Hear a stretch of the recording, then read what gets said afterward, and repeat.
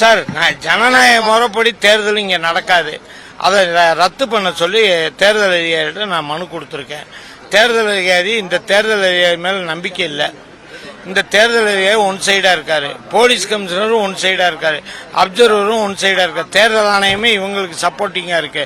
நாங்க பிடிச்சு கொடுத்த ஆளுகள் மேல கூட கேஸ் போடுறது இல்லை. அதை சிஎஸ்ஆரை மட்டும் போட்டு கொடுத்து பணத்தை எல்லாம் கொடுத்துட்டு வெறும் சொற்ப பணத்தை வச்சுக்கிறாங்க.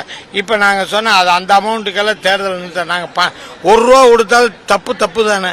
அதில் என்ன ₹1 கோடி இன்னைக்கு காலையில் கூட 30 கோடி பிடிச்சிருக்காங்க. பிளைன்ஸ் கோடு பிடிச்சது அழகப்ப செட்டி வீதியில் என்ன பண்ணீங்க? அது வெளியிலேயே தெரியல. இன்னைக்கு ஒவ்வொரு கவுன்சிலர் வீட்லையும் பணம் கொடுத்துட்டு இருக்காங்க, லெஜர் போட்டு கொடுக்குறாங்க சார். ஒரு போலீஸ் இது வரைக்கும் ₹1 பிடிச்சேன்னு ஏதாவது கேஸ் வந்துச்சா சார்? 8 கேஸ் நாங்களும் என் நிர்வாகிகளும் பாரதிய ஜனதா கட்சியை சேர்ந்த நண்பர்களும் சேர்ந்து தான் சார் பிடிச்சி கொடுத்தோம். இன்னைக்கு வரைக்கும் அவங்க எஃப்ஐஆர் போட மாட்டேன்ட்டாங்க சார். அப்ப என்ன சார் இந்த அதிகாரிகள் நம்பி நாங்கள் தேர்தலை சந்திக்கிறது?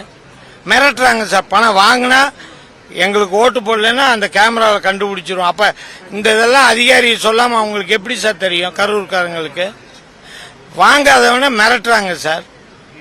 வாங்கினவனையும் மிரட்டுறாங்க, வாங்காதவனையும் மிரட்டுறாங்க.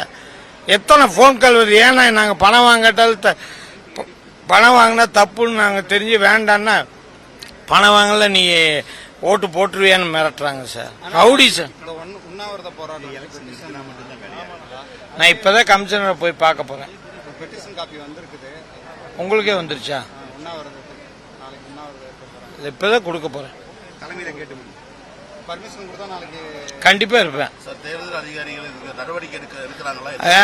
ஒன்னும் இல்ல, வாயில நடவடிக்கை எடுக்கிறாங்க. இது வரைக்கும் எடுக்கல. என்னுடைய சக்திக்கு நான் வேலை பார்க்கறேன். நான் மக்களை இப்பவும் மனப்பூர்வமாக நம்புறேன்.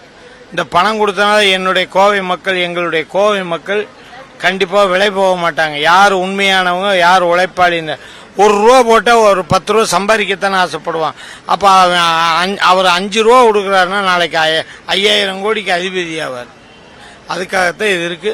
அதனால நாங்க மக்களை நம்புறோம். மக்கள் தான் எங்களுக்கு எஜமானர்கள். ரத்து பண்ணணும்னு சொல்லிதான் நான் கொடுத்துருக்கேன். ரத்து பண்ணணும், சும்மா நடத்துவோம். அப்புறம் ஏரியா என்று பேர் வாங்காத இந்த கோயம்புத்தூர்ல இப்ப தெற்கு தொகுதி பயங்கர சென்சிட்டிவ்னா ஃபுல் சென்சி. கோயம்புத்தூர் இந்த மாதிரி ஒரு தேர்தல் நடந்து நீங்க பார்த்துருக்கீங்களா? அளவுக்கு கரூர்ல இருந்து குண்டா சண்டை போட்டு வந்தவன் கடிக்கிறாங்க. மிருகங்கள் கை ஜனநாயக முறைப்படி மக்களுக்கு எங்களுடைய குறைகளை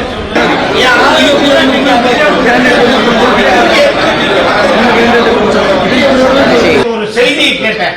இப்ப வரை எனக்கு நீங்க பதில் சொல்லல. என்ன நடக்குது? நீங்க சொல்லுங்க.